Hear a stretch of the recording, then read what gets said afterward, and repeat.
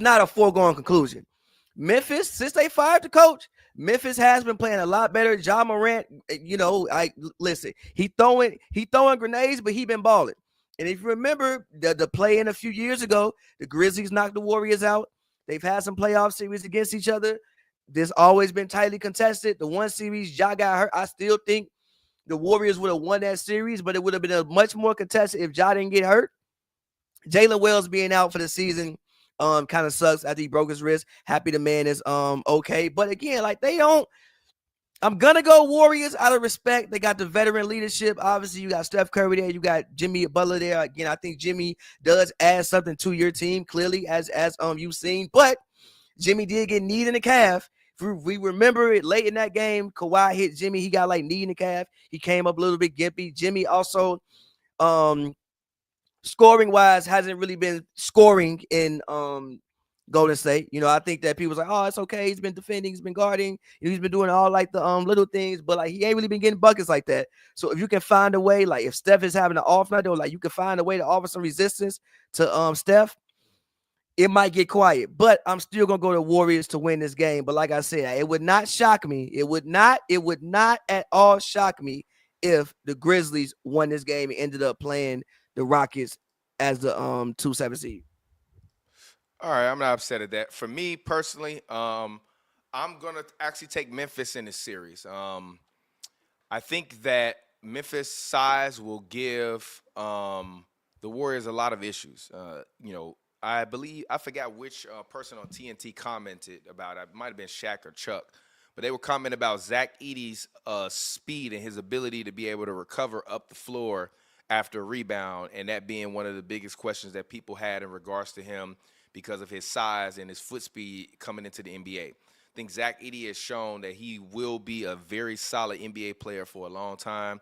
You got Aldama down there. You got Jaren Jackson down there. I think the Warriors are going to have a very, very tough time in the front court. And if I'm being honest, if I'm the Warriors, I don't want to play the Rockets.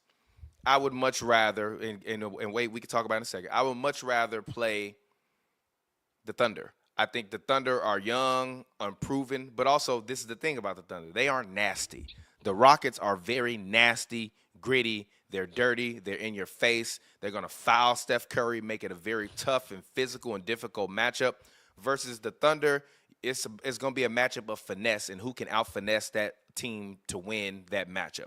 So if I'm the Warriors, if we lose this game, so what? If we win the game, so what? Now, I do believe that either way, the Warriors have a chance to win their first-round series. But I'm looking at Memphis to come out and really establish themselves in the paint, come out and dominate. I'm looking for a 36-9-6 performance from Ja Morant with 2 steals and a block. And I'm looking to see some grenades being tossed into the crowd.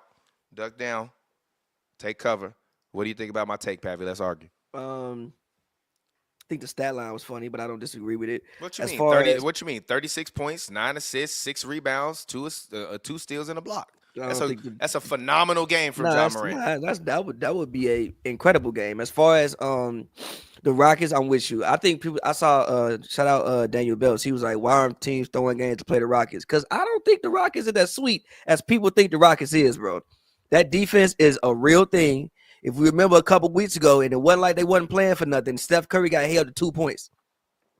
Yeah, even though they complained about fouls after the game, but you ain't get fouled that fucking much. Look, Steph, I love you, but you've been looking like you've been getting scratched by bears for a decade, bro. I don't want to hear that shit. Listen. Look at Jokic. I will say this: if you look at a picture of Steph Curry's arms and Jokic's arms, it literally looks like they have a Rottweiler that don't know how to play well with them. Because their arms just got all these massive scratches from people grabbing and pulling on them.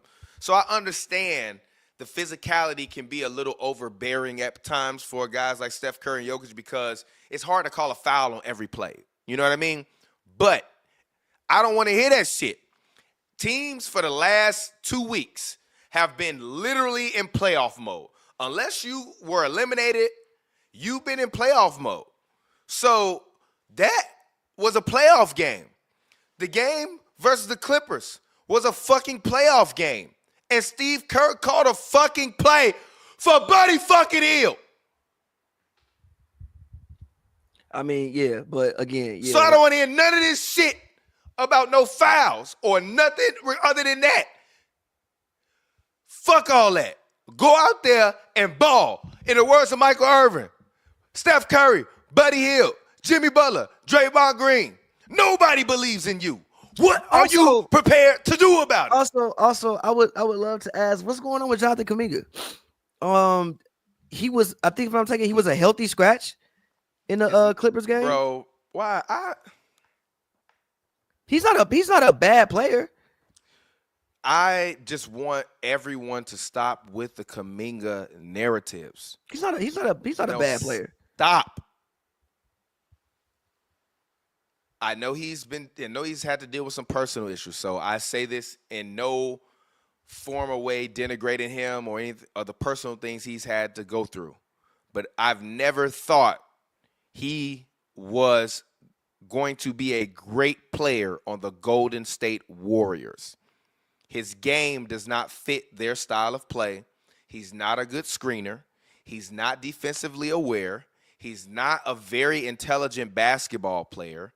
And let's just be honest, his mid-range game is not good enough for you to depend on that consistently in primetime moments when you need it. So I understand why he's a scratch, because you can't depend on him play by play to be aware and in the game and effective, which is the reason why you see a guy like Brandon Pajemski playing those minutes over Jonathan Kuminga, because Brandon Pajemski, for all of his flaws and overzealousness sometimes, Brandon Pajemski is a very, very intelligent basketball player, and he uses his basketball IQ and intellect very well. He sets great screens, and he doesn't just stand in one spot.